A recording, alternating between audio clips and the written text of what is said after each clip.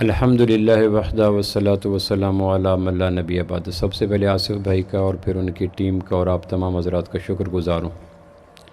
مصروفیت کے اس دور میں اتنا خوبصورت انداز سے بیٹھنا یہ آپ حضرات کی عظمت کی دلیل ہے، میں مشکور ہوں۔ دنیا میں جتنے بھی انسان رہتے ہیں انہیں رزق روزی کے لیے 5 ذرائع میں سے ایک ذریعہ اختیار کرنا پڑتا ہے۔ دنیا میں جتنے بھی انسان ہیں، 7 ارب انسان، 7.5 ارب انسان، فجی، کینیڈا، ناروے، ڈنمارک، شرق، غرب، جو بھی انسان کماتا ہے 5 ذرائع میں سے ایک ذریعہ اپنے لیے استعمال کرتا ہے۔ یا تجارت سے کماتا ہے، یا زراعت سے کماتا ہے، یا صنعت و حرفت سے کماتا ہے، یا ملازمت سے کماتا ہے، یا حکومت سے کماتا ہے۔ یہ 5 ذرائع مشہور ذرائع ہیں جن سے بالعموم لوگ وابستہ ہیں۔ ماضی کی قوموں نے بھی ان 5 ذرائع میں سے کوئی نہ کوئی ایک ذریعہ اختیار کیا۔ قوم سبا نے زراعت کو لیا، قوم سمود نے صنعت و حرفت کو لیا، قوم شعیب نے تجارت کو لیا، قوم فرعون نے حکومت کو لیا، قوم نوح نے ملازمت کو لیا۔ یہ 5 ذرائع ہیں جن سے بالعموم لوگ کماتے ہیں۔ اسلام کا احسان یہ ہے کہ اس نے ایک چھٹا ذریعہ معاش بھی متعارف کروایا۔ آصف بھائی میرے پاس تشریف لائے تھے اور دبے لفظوں میں کہا کہ آپ ہمارا حصہ بن جائیں۔ میں نے کہا میں خود ایک اپنی ٹیم رکھتا ہوں، میں آپ کو اپنی دعوت دیتا ہوں، آپ میرا حصہ بن جائیں۔ وہ کس بات کی دعوت دی تھی وہ میں ان کے ووٹر توڑنا چاہتا ہوں اور آپ حضرات کو اپنے ذریعہ معاش میں شامل کرنا چاہتا ہوں۔ دیکھو یہ کس قدر جسارت ہے کہ آپ کی موجودگی میں، باس کی موجودگی میں جرأت رندانہ سے کام لے رہا ہوں۔ میری کوشش ہوگی کہ ان کے ورکر ٹوٹیں اور میرے ساتھ آ جائیں۔ میں آپ کو 6 ذریعہ معاش کی دعوت دینا چاہتا ہوں۔ یہ 5 ذریعہ معاش جو میں نے گنے ہیں یہ یہودی، سکھ، عیسائی، ہندو ہر ایک کے ساتھ پائے جاتے ہیں۔ یہ ضروری نہیں ہے کہ بھارت کا ہندو تاجر نہیں ہوتا، زارع نہیں ہوتا، کاشتکار نہیں ہوتا، ملازم نہیں ہوتا۔ اسرائیل کا یہودی ہو، انگلینڈ کا عیسائی ہو، بھارت کا ہندو ہو، رشیا کا دہری ہو، جاپان کا بدھا ہو، یا کسی کائنات میں یہ 5 ذرائع کامن ہیں۔ زراعت بھی ہر جگہ ہوتی ہے، تجارت بھی ہر جگہ ہوتی ہے، ملازمت بھی ہر جگہ ہوتی ہے، ایجادات، اکتشافات بھی ہر جگہ، اور حکومت بھی ہر جگہ ہوتی ہے۔ ان 5 ذرائع میں سے نفع نقصان کی پلس نیگیٹو ریشو لگی رہتی ہے۔ کئی تاجر ایسے آتے ہیں جو راس المال گوا کے چلے جاتے ہیں، کئی کاشتکار ایسے ہوتے ہیں جو بھری پوری کھیتیاں برباد ہو جاتی ہیں، کئی سائنسی ایجادات کرنے والے ہوتے ہیں جن کی سائنسی ایجادات ہٹ ہی نہیں ہوتی، کئی حکومت کرنے والے ہوتے ہیں جو حکومت کے 5 سال 3 سال دور میں مسلسل فیل ثابت ہو جاتے ہیں۔ اس طرح یہ ضروری نہیں ہے کہ یہ 5 ذرائع سے پلس پوائنٹ ہی ہو، نفع ہی ہو، نقصان بھی ہو سکتا ہے، لیکن یقین جانے جو ذریعہ معاش میں متعارف کروا رہا ہوں اس میں صرف نفع ہی نفع ہے، اس میں امکان بھی نہیں ہے نقصان کا۔ گریویٹی کو اللہ ہر قسم کی پریشانیوں سے محفوظ رکھے، زمینی آسمانی آفات سے، حادثوں سے، ساحروں سے، مجنونوں سے، ہر ایک سے، لیکن اس کا بہرحال امکان رہتا ہے۔ سیدنا علی رضی اللہ کے ارشاد ہے امید رکھو بہترین نتائج کی، تیار بدترین کے لیے رہو، شیک نہیں ہوگا، شوق نہیں ہوگا۔ امید رکھو بہترین نتائج کی کہ اللہ کرم کرے گا، لیکن اسباب کے جہان میں دوسرا پہلو بھی سامنے آ سکتا ہے، اس لیے پھر شوق تب پہنچتا ہے، ڈپریشن تب ہوتی ہے جب آدمی ایک ہی سوچ کے ساتھ زندگی گزارتا ہے۔ اس کائنات میں دونوں پرسپیکٹیو چل رہے، دونوں پہلو چلتے ہیں، نفع بھی نقصان بھی، دن بھی رات بھی، بہار بھی خزاں بھی، خوشی بھی غمی بھی، شادی بھی موت بھی۔ اس لیے اس کائنات میں سٹیبل زندگی گزارنے کے لیے دونوں پہلوؤں کو سامنے رکھنا ضروری ہوتا ہے۔ تو یہ 5 ذرائع جو ہیں تجارت، زراعت، صنعت و حرفت، ملازمت، حکومت، یہ پوری دنیا کے مشترک ذریعہ معاش ہیں، لیکن جو میں کہہ رہا ہوں یا جو اسلام کہہ رہا ہے یا جو قرآن کہہ رہا ہے وہ ٹیپیکل آپ کا ہے۔ وہ کیا ہے؟ سورہ طلاق کی آیت نمبر 3 میں وہ ذریعہ معاش متعارف کرایا گیا کہ وَلَوْ أَنَّ أَهْلَ الْقُرَىٰ آمَنُوا وَاتَّقَوْا لَفَتَحْنَا، اگر بستیوں وَمَن یتق اللہ یجعل لہ مخرجا ویرزقہ من حیث لا یحتسب، جو تقوی اختیار کرے گا، میل ہو فیمیل ہو، دیہاتی ہو شہری ہو، ایجڈ ہو جوان ہو، معذور ہو تندرست ہو، عورت ہو مرد ہو، کھرب پتی ہو فقیر ہو، انگوٹھا چھاپ ہو، پوسٹ ڈاکٹریٹ ہو، جو تقوی اختیار کرے گا۔ سورہ طلاق کی آیت نمبر 3 میں اللہ نے اس ذریعہ معاش کی گارنٹی دی ہے، قرآن کی ورسز ہیں، سورہ طلاق ہے، اس میں اللہ نے کہا وَمَن یتق اللہ، جو بھی تقوی اختیار کرے گا، یرزقہ من حیث لا یحتسب، اسے رزق وہاں سے دوں گا جہاں سے اس کو گمان بھی نہیں ہوگا۔ کاشتکار کو پتہ ہے میں نے بیج بکھیرا فصل ہوگی، تاجر کو پتہ ہے میں نے سٹاک کیا منافع ہوگا، ملازم کو پتہ ہے میں نے مہینہ اپنے آپ کا جگر خون کیا مجھے منافع پے ملے گی، صنعت عرفت والے کو پتہ ہے میں بھی میری مشینری لانچ ہو جائے۔ لیکن اللہ یہ کہتا ہے کہ جو تقوی اختیار کرے گا، جو اس میں دیہاتی کی نہیں، شہری کی نہیں، پہاڑی کی نہیں، بدو کی نہیں، جو تقوی اختیار کرے گا، یرزقہ من حیث لا یحتسب، وہاں سے دوں گا جہاں سے اس کو گمان بھی نہیں ہوگا۔ یہ سارے ذریعہ معاش گمان والے ہیں، زمین سے ملنا گمان ہے، ملازمت سے ملنا گمان ہے، تجارت سے ملنا گمان ہے، صنعت سے ملنا گمان ہے، حکومت، یہ گمان ہے۔ لیکن تقوی سے اللہ وہاں دیتا ہے، عورت ہے مرد ہے دیہاتی ہے، حتیٰ کہ حدیث پاک میں آتا ہے پہاڑ کی غار میں ایک آدمی ہو اور اس کے پاس یہ 5 مروجہ ذرائع میں سے کوئی ذریعہ نہ ہو، لیکن اس کے پاس تقوی ہو، تو کعبہ کے رب کی قسم اس کو اللہ پہاڑ کی تاریخ غاروں میں بھی رزق پہنچانا اس آسمان والے کے ذمے ہے، چونکہ اس نے یہ بات اپنی لاریب کتاب میں نافذ کر دی اور اپنے سچے محبوب کی زبان سے بیان کروا دی۔ تقوی والے کو رزق مل کے، اب آخری بات یہ کہ تقوی کیا ہے۔ تقوی ایک اسلامی ادب کی اصطلاح ہے۔ تقوی کا اگر مفہوم سمجھ آ جائے تو آپ کہیں گے شکر ہے مجھے تجارت بھی اور تقوی بھی، زراعت بھی، نشہ بڑھتا ہے شرابیں جو شرابوں میں ملیں، آپ تجارت کے ساتھ تقوی لے لیں، زراعت کے ساتھ تقوی لے لیں، ملازمت کے ساتھ تقوی لے لیں۔ تقوی کے لیے پیسے کی ضرورت کوئی نہیں، جوانی کی ضرورت کوئی نہیں، صلاحیت کی ضرورت کوئی نہیں، کمپیٹنسی کی ضرورت کوئی نہیں۔ تقوی اپنے معاش کے ساتھ، جو اپنے معاش اختیار کر رکھا ہے ان 5 میں سے، اسی کے ساتھ تقوی ایڈ کر کے اپنے لیے آسمان کی گارنٹی لے سکتے ہیں، چونکہ گارنٹر قرآن ہے، بیان قرآن مجید اللہ ہے، گارنٹر اللہ ہے بیان قرآن کے اندر، اور اسٹیمپ آمنہ کے لال صلی اللہ علیہ وسلم لگا دی کہ جو تقوی اختیار کرے گا پروردگار اس کو دے گا اور وہاں سے دے گا۔ ہمارے گمان والے رزق میں بھی نقصان کے امکان ہو جایا کرتے ہیں، فصلیں برباد ہو جاتی ہیں، تجارت لاس ہو جاتی ہے، حکومتیں فیل ہو جاتی ہیں، لیکن تقوی والا، پہلی صدی میں تقوی عام تھا، دوسری صدی میں تقوی عام تھا، پھر گریجولی آہستہ آہستہ تقوی پس منظر میں چلا گیا، بیہائنڈ دا کرٹن چلا گیا، اور فرنٹ پہ وہ تجارت، زراعت، ملازمت، صنعت، حکومت آ گئی۔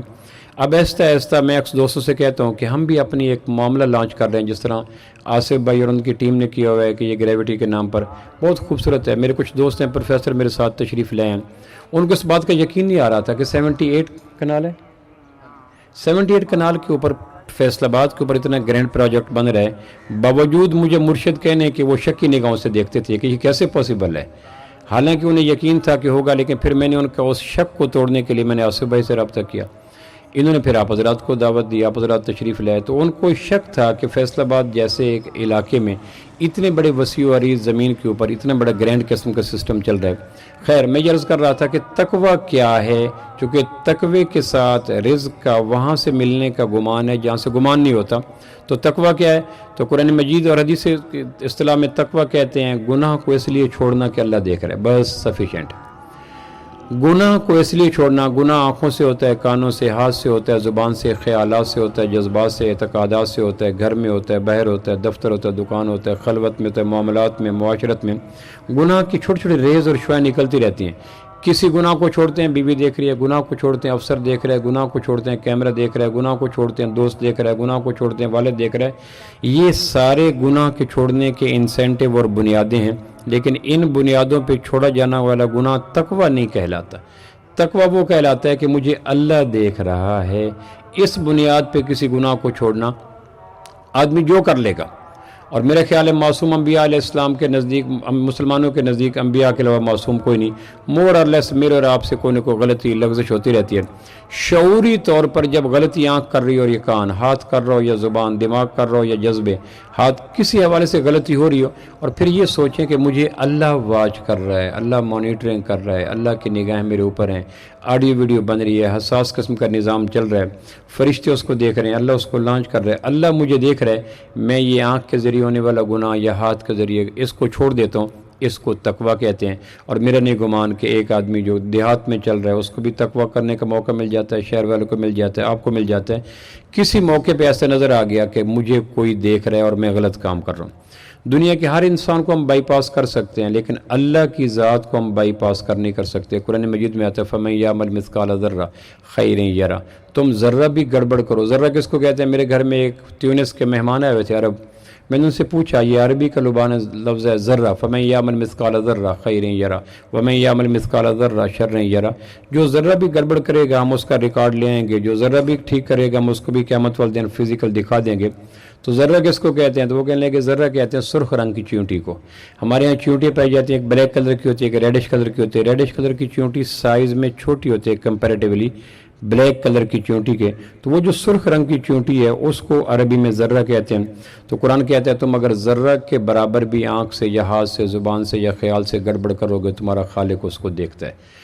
اس سے بھی ایک حساس ترین آیت آتی ہے جو سورہ سبا میں آتی ہے کہ جب سلیمان علیہ السلام آسمان سے اترے فضا پرواز کرتے کرتے تو ایک چیونٹی صبح ایک پتھر کی نوک پہ کھڑی تھی، اس چیونٹی نے باقی چیونٹیوں کو کہا ادخلوا مساکنکم، اپنی اپنی بلوں میں چلی جاؤ۔ اب آپ سارے جانتے ہیں چیونٹی کا حجم کیا ہے، چیونٹی کے لب کیا ہے، نکلنے والی آواز کیا ہے، اس کے والیوم اور فریکوینسی کیا ہے۔ قرآن مجید کہتا ہے کہ پہاڑ کی چونٹ کسی نکر پہ کھڑی ہوئی ایک چیونٹی نے ایک بول بولا اور اللہ نے وہ بول سورہ سبا کے اندر لکھا، نمل کے اندر لکھا کہ ادخلوا مساکنکم لا یحطمنکم سلیمان وجنودہ وہم لا یشعرون، کہ ہم نے چیونٹی کے بول کو بھی ریکارڈ بنا کر قرآن کی ورس بنا دیا۔ تو تم جتنے بھی وسپرنگ کرو، بند کمروں میں کرو، آہستہ کرو، کانوں میں بات کرو، تمہاری آہستہ سے آہستہ والیم، اور چیونٹی چیخ کے بولے تمہارا کھرب گنا والیم پھر بھی زیادہ ہوتا ہے۔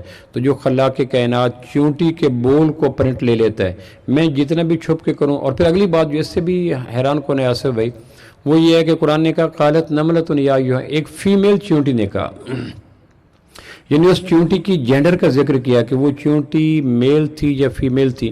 آپ تصور سے سوچیں کہ وہ کون سی خوردبین ہے جس کو استعمال کر کے چیونٹی کے جینڈر کو تلاش کیا جا سکے کہ یہ چیونٹی جینڈر واز میل ہے، فیمیل ہے، مذکر ہے، مؤنث ہے۔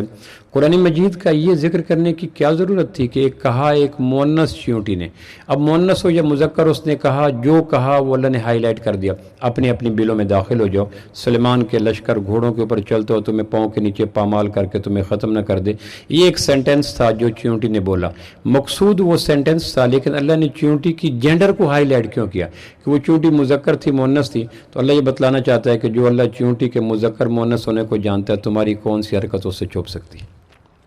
بتلانا یہ چاہتا ہے کہ تم جتنا بھی اپنے آپ کو چھپا لو، چیونٹی کی جنس، چیونٹی کا بول، تمہارا بول چیونٹی سے اونچا ہوتا ہے، تمہارا وجود چیونٹی کے وجود سے خرموں گنا زیادہ ہوتا ہے۔ تو جو پروردگار چیونٹی کی جنس کو جان، پھر قرآن مجید کی ایک آیت نے پوری کائنات کو گھیر لیا، یعلم ما یلج فی الارض وما یخرج منها وما ینزل من السماء وما یعرج فیہا، آسمان سے جو اترتا ہے، آسمان پہ جو چڑھتا ہے، زمین سے جو نکلتا ہے، زمین میں جو داخل ہوتا ہے، اللہ کہتا ہے میری نظروں میں ہے، کائنات کا کوئی حرکت پتہ ذرہ ایسا نہیں ہے جس کا مجھے پتہ نہ ہو۔ تو یہ قرآن میں پھر اللہ کہتا ہے مجھے اونگ نہیں، نیند نہیں، ذوف نہیں، تھکن نہیں، بڑھاپا نہیں، پریشانی نہیں، آگے دیکھوں تو پیچھے سے نہیں، دائیں دیکھوں تو بائیں سے نہیں، اوپر دیکھوں تو نیچے سے نہیں، شرق کو دیکھوں تو غرب سے نہیں، پہاڑ کو دیکھوں تو جنگل سے نہیں، سمندر کو دیکھوں تو دریا سے، کسی جگہ سے میں غافل نہیں ہوں۔ میں اور آپ کوشش کریں کہ جس طرح میں اور آپ سارا دن کھیت میں، دفتر میں، تجارت میں تھکتے ہیں، تھوڑا سا ہمت کر کے تقوی کو بھی اپنے ذریعہ معاش میں شامل کر لیں۔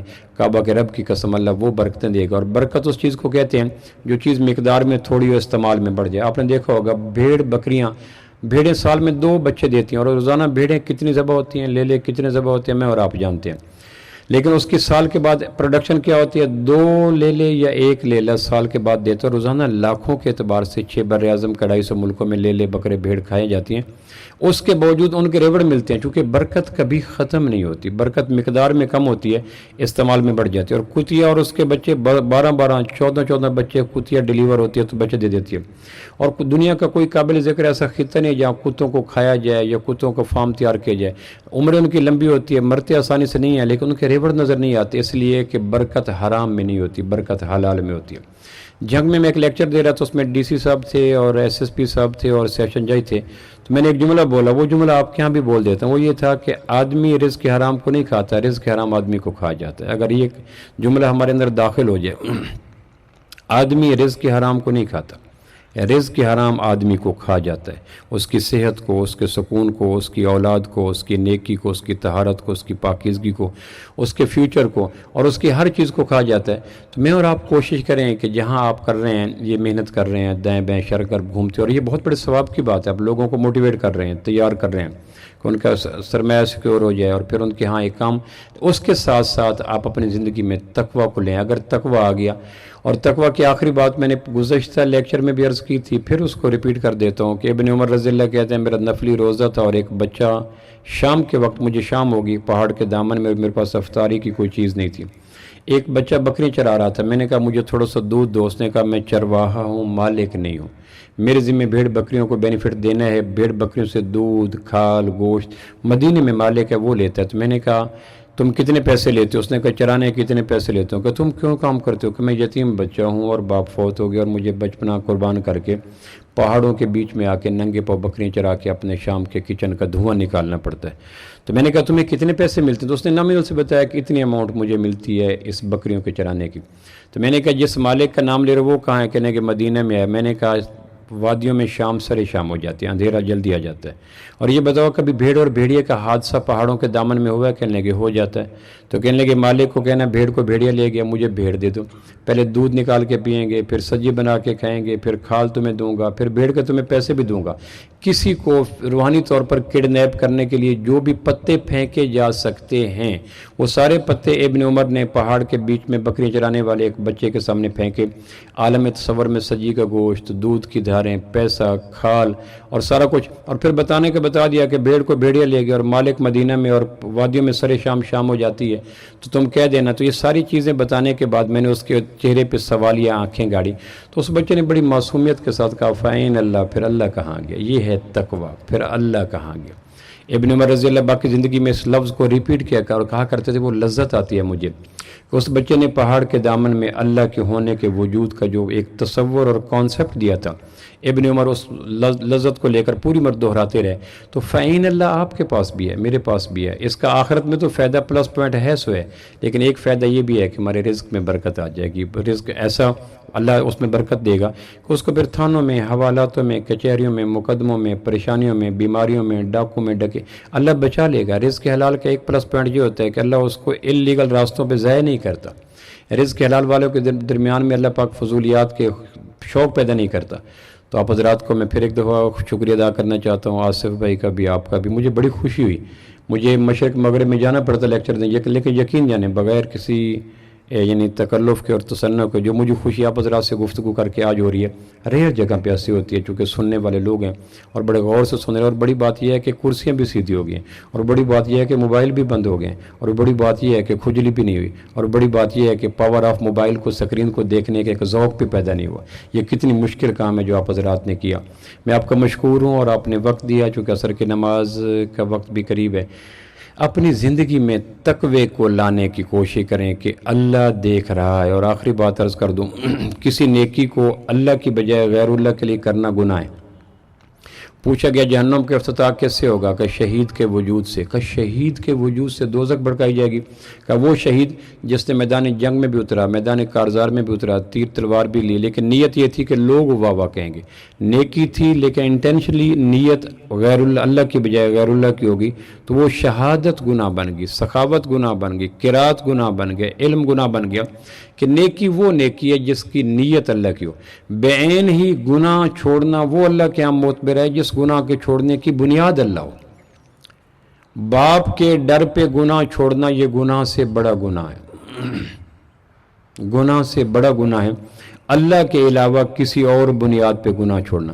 لقمان حکیم سورہ لقمان میں کہہ رہے ہیں نا، یا بنیا انہا ان تک مثقال حبہ من خردل فتکن فی صخرہ او فی السماوات او فی الارض یاتی باللہ، بیٹا رائی کا ایک دانہ 7ویں زمین کے نیچے پڑا ہو، آسمان کی وسعتوں میں ہو، زمین کی پنہائیوں میں ہو، تیرے رب جب چاہے وہ رائی کے دانے کو حاضر کر سکتا ہے۔ تو بچے کو گناہ چھوڑنے کے لیے لقمان جو بنیادیں دے رہا ہے وہ اللہ کا دیکھنا دے رہا ہے۔ کبھی اپنی بنیاد پہ بچے کو گناہ نہ چھوڑائیں، یہ گناہ سے بڑا گناہ ہو جاتا ہے۔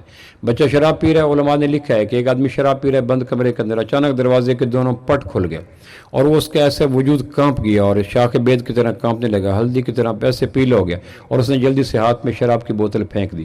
منٹ گزرا، 2 منٹ گزرے، 5 منٹ گزرے، کوئی آدمی داخل نہیں ہوا۔ پھر اس نے کہا وجہ کیا ہے؟ دروازہ پورا کھلا۔ پھر وہ رینگتے رینگتے کرولیں کرتا دروازے کے بہ رہا ہے، مشرق دیکھا مغرب دیکھا، نہ تاحد نظر کو آدم نہ آدم زاد۔ اس نے کہا کہاں گیا جس نے دروازہ کھولا؟ سامنے دیکھا تو درخت کی شاخیں بے ہنگم انداز سے ہل رہی تھی۔ اس کو یقین آ گیا کہ یہ ہواؤں کی کارستانی تھی، ہوا چلی، پریشر بلڈ اپ ہوا، دروازہ کھلا اور میں اس وجہ سے ہو گیا، بندہ کوئی نہیں تھا۔ جب اس کو شور ہو گیا کہ دروازے کے کھلنے کی بنیاد ہواؤں کا پریشر تھا، اب دوبارہ کمرے میں آ گیا اور پھر شراب اٹھائی اور پھر دروازے کو لاک اپ کیا۔ اب علماء دو سوال اٹھاتے ہیں، ایک ہے اس کا دوبارہ شراب پینا یہ گناہ، اور دوسرا یہ ہے کہ کوئی نہیں دیکھ رہا یہ گناہ۔ ان دونوں گناہوں سے بڑا گناہ کون سا ہے تو آپ بھی جانتے ہیں، میں بھی جانتا ہوں۔ اگر اس کے یقین میں ہوتا کہ کوئی دیکھ رہا ہے تو یقیناً یہ سیکنڈ ون گناہ کا بھی آپشن اس کو نہ آتا، چونکہ پہلا اعتقادی گناہ کر چکا ہے کہ کوئی نہیں دیکھ رہا۔ یہ گناہ نے جنم دیا اب عملی گناہ کو، اس نے شراب پینے کا کام شروع کر دیا۔ کعبہ کے رب کی قسم، زہر سے شفا مل سکتی ہے، ننگی تار سے ہدایت مل سکتی ہے، لیکن گنہگار انسان جو کائنات میں اللہ کو فراموش کر کے چلے اور اس کو پیسے سے، ٹکے سے، لباس سے، مکان سے، گاڑی سے، کوٹھی سے، بینک بیلنس سے، گریڈ سے، ڈگری سے، ڈالر سے، یورو سے، پیسوں سے، مکان سے سکون مل جائے، یہ کائنات کا سب سے بڑا جھوٹ ہے، اور اس جھوٹ کے اوپر اللہ کے ذاتی نام کی 50 کروڑ مرتبہ قسم اٹھائی جا سکتی ہے۔ ہمارا سہارا، ہمارا سکون، ہمارا قرار، ہمارا چین اللہ کا دیکھنا ہے۔ اللہ دیکھ رہا ہے اور مجھے اس بات کا یقین ہونا چاہیے۔ سمندر کے نیچے کیا ہے، آسمانوں کے اوپر کیا ہے، ابتدائے شرق میں کیا ہے، انتہائے غرب میں کیا ہے، آغاز شمال میں کیا ہے۔ ایک صحابی نے پوچھا کائنات میں کتنے درخت ہیں، اللہ کو پتہ ہے؟ آپ نے فرمایا پتہ ہے۔ کس درخت پہ کتنے پتے ہیں، اللہ کو پتہ ہے؟ آپ نے کہا پتہ ہے۔ کون سا پتہ ہوا کے کس جھونکے سے گرے گا، اللہ کو پتہ ہے؟ آپ نے کہا پتہ ہے۔ وہ پتہ شاخ سے جدا ہو کر زمین تک آتے ہوئے کتنی کلا بازیاں لے گا، اللہ کو پتہ ہے؟ آپ نے کہا پتہ ہے۔ اس نے کہا زمین پہ آ کے کس سمت گرے گا، پتہ ہے اللہ کو؟ آپ نے کہا پتہ ہے۔ آپ نے کہا، اس نے کہا زمین اس پتے کے کتنے ذرات گرائنڈ کر کے بنائے گی، اللہ کو پتہ ہے؟ آپ نے کہا پتہ ہے۔ کہا ان باریک بے وقت اور بے مایا ذرات کو ہوائیں اڑا کر کہاں بکھیریں گے، اللہ کو پتہ ہے؟ آپ نے کہا پتہ ہے۔ تو یہ اب بات چیت ختم ہوئی تو اوپر جبریل ہے کہ اللہ سلام کہہ رہے، اب کہہ رہے ہیں میرے محبوب آج تو آپ نے اللہ کے دیکھنے کی حجت پوری کر دی۔ تو جو پتوں کو جانتا ہے، شاخوں کو جانتا ہے، تو میں اور آپ تھوڑا سا تکلف کر کے تقوی پیدا کریں۔ تقوی کے بعد دوسرا کمائی کا ذریعہ جو آپ کا تجارت ہے یا میرا ملازمت ہے یا کسی کا زراعت ہے یا کسی کا صنعت ہے یا کسی کا حکومت ہے، وہ بھی سیکیور ہو جاتا ہے۔ اور اگر تقوی کے بغیر ہو تو پھر یہ رزق بکھرتے ہوئے دیر نہیں لگتی، پریشانی۔ اس کو ایک ہندی معاشرے جملے میں کہتے ہیں، رام جوڑے قطرہ قطرہ رحمان توڑے اکٹھا مٹکا۔ میں اس موقع پہ بھی یہی کہا تھا کہ آپ میرے ورکر بنے، آصف بھائی کے ورکر بن رہے ہیں سو بنے، میرے ورکر بنے۔ میرے ورکر بننے سے کیا مراد ہے؟ تقوی کو پیدا کریں، اپنا تقوی۔ ہمارے ہاں تقوی کے بے شمار موقع ہیں۔ اینڈرائڈ سیٹ کے آ جانے کے بعد ہماری رات تقوی کی نظر ہو سکتی ہے، دوپہر تقوی کی نظر ہو سکتی ہے، کار میں ہمارے پاس گناہ اس قدر برس رہے ہیں ہمارے از چہار جانے موبائل فون کی وجہ سے کہ گھنگور گھٹاؤں کے اندر سے برسنے والے پانی کے قطرے بھی اتنے زیادہ نہیں ہوتے جتنا موبائل کے آنے کے بعد گناہوں کا موقع ہر انسان کو مل چکا ہے۔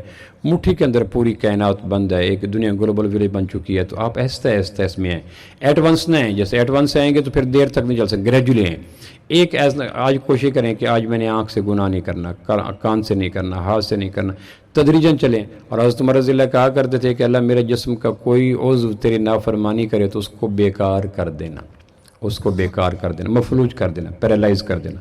اگر آنکھ غلطی کرے تو اس کا نور چھین لینا، زبان غلطی کرے تو اس کی گویائی چھین لینا، کان غلطی کرے تو اس کی سماعت چھین لینا، ہاتھ غلطی کرے تو اس کی گرپ چھین لینا۔ پھر مسکرا کہنے لگے ایسا ہوگا نہیں چونکہ ہم نے تیرے نبی کا کلمہ پڑھا ہے اور ہم تیرے تقوی پہ یقین رکھتے ہیں۔ تقوی کے علاوہ کائنات کے خالق کی قسم کائنات کے انسانوں کو ٹریک پہ رکھنا مشکل نہیں، ناممکن ہے، ڈیفیکلٹ نہیں، سمپلی امپاسبل ہے۔ آصف بھائی ایک ایک آدمی کے اوپر کیمرہ فٹ کر دیں، ایسا نہیں ہو سکتا۔ میں نے آج آخری بات کر دوں، میرا ایک بچہ ہے وہ کلاس پڑھنے کے لیے آتا ہے تو وہ مس آگے پیچھے ہوتا ہے۔ میں نے اس کے والد کو فون کر دیا، میں نے کہا بیٹا آپ کا کلاس میں آتا ہے لیکن کلاس میں نہیں آتا، کاریڈور میں پھرتا رہتا ہے۔ تو اس نے کہا جی آئندہ کے لیے میں اس کو چیک اینڈ بیلنس رکھوں گا، آئندہ گڑبڑ کرے تو مجھے بتا دینا۔ میں نے کہا ٹھیک ہے۔ وہ 2 دن پھر اس نے یہی رویہ دیا۔ میں نے پھر آج اس کو کہا اپنے بابا کا فون نمبر دو۔ اس دن ہیزیٹیٹ کر رہا تھا، پہلے دن ہیزیٹیٹ کر رہا، آج فوراً اس نے دے دیا کہ سر یہ لیں۔ میں نے کیا تو بیزی، پھر کیا بیزی، پھر کیا بیزی۔ پھر میں نے ایک اور نمبر سے بلایا تو نمبر لگ گیا، پتہ چلا کہ اس نے گھر میں جا کے بابا کے فون پہ میرے نمبر کو بلیک لسٹ میں ڈال دیا تھا۔ آپ اندازہ کریں کہ یہ شاگرد تھا، اس نے فوراً گھر میں گیا، اس کو پتہ تھا کہ بابا نے کمپلینٹ کرنی ہے، سر نے کرنی ہے اور بابا نے لترول کرنی ہے۔ اس نے لترول سے بچنے کے لیے جو معصوم طریقہ سوچا وہ یہ تھا کہ سر کے نمبر کو بابا کے نمبر پہ بلیک لسٹ میں ڈال دو۔ میں کہوں اتنا کہنے کہ سر اس وقت بابا بیزی ہوتے ہیں، مجھے ساتھ کھڑے ہو کے انجوائے کر رہے ہیں، سر بابا اس وقت بیزی ہوتے ہیں. میں نے کہا 9 بجے کا وقت ہے، بابا نے کیا بیزی ہونا ہے اس وقت، تو فیصل آبادی جاگتے نہیں ہے. تو میں نے کہا وجہ کیا ہے؟ اس نے کہا، تو پھر میں نے دوسری کلاس میں آ کے ایک اور بچے کو کہا کہ بیٹا یہ نمبر ملا، اس نے ملایا تو وہ نمبر آنے وید میں لگ گیا. پھر میں نے ملایا تو پھر ٹک بیزی. تو یوں اگر دھوکہ دینا چاہیں تو ایک بچے کو دھوکہ دے لیتا آسانی کے ساتھ ایک پروفیسر کو. آصف بھائی کیا اور آنے والے شہزادے کیا 100 طرح کے راستے نکال لیا کرتے ہیں اگر اللہ کے دیکھنے کا یقین ہو. بہت شکریہ، میں آپ کو سلام کرتا ہوں، سلوٹ کرتا ہوں آپ کے اس ڈیکورم کی اور ڈسپلن کی اور بات کو غور سے سننے کی اور مہمان نوازی کی، اور آصف بھائی کا مشکور ہوں. اللہم صلی علی محمد وبارک وسلم. اللہم انت السلام منک السلام تبارک یا ذا الجلال والاکرام. اللہم انا علی ذکرک و شکرک و حسن عبادتک. یا اللہ بن مانگے تو نے آنکھیں دی، ہاتھ دیے، زبان دیے، پھل دیے، مانگتے ہیں ہمیں تقویٰ عطا فرما. آنکھوں کا تقویٰ، زبان کا تقویٰ، دماغ کا تقویٰ، جذبوں کا تقویٰ، خیالات کا تقویٰ، معمولات کا تقویٰ، احساسات کا تقویٰ، معاش کا تقویٰ، معاملات کا تقویٰ. اللہ تقویٰ عطا فرما. تقویٰ مل گیا ہماری دنیا بہتر، ہماری نزع بہتر، ہماری قبر بہتر، ہماری حشر بہتر، ہمارا پلسرات بہتر، ہمارا میزان بہتر، ہمارا جنت تک سارے مراحل آسان ہو جائیں گے اگر تقویٰ مل گیا. اور اس دور کے پورے مسلمانوں کو تقویٰ کی خیرات سوغات عطا فرما. جس طرح روزانہ گھر کے آنگن میں سورج کی کرنیں آتی ہیں، ہواؤں کے جھونکے آتے ہیں، زمین سے پانی نکلتا ہے، اللہ اپنے فضل سے اگر ہمارے اوپر معاملہ رہا تو ہمارا کوئی عضو بھی تقویٰ کے قابل نہیں. اگر تو نے فضل کیا تو جس طرح ہر گھر کے آنگن میں سورج کی کرنیں پھیل جاتی ہیں، ہوائیں لحاف میں آ جاتی ہیں، ہمارے انگ میں تقویٰ منتقل فرما. جس دن تقویٰ منتقل ہو گیا ہماری دنیا جنت بن جائے گی، ہماری آخرت بہتر بن جائے گی. اللہ اس جو آصف بھائی نے اور ان کے دوستوں نے پروجیکٹ شروع کیا اس میں برکت عطا فرما، خیر عطا فرما. حاسدوں کے حسد سے، ظالموں کے ظلم سے، ساحروں کے سر سے، آسمانی زمینی آفت سے محفوظ فرما. اور جن دوستوں نے دین کی بات کو غور سنے، مہمان نوازی کا خیال رکھتے ہوئے ان کے دلوں کی خواہشات کو پورا فرما، اور ان کے ذوق سماعت کی برکت سے کہنے والے کو بھی تقوی کی کوئی تو کوئی خیرات عطا فرما. اللہم صلی علی محمد وبارک وسلم.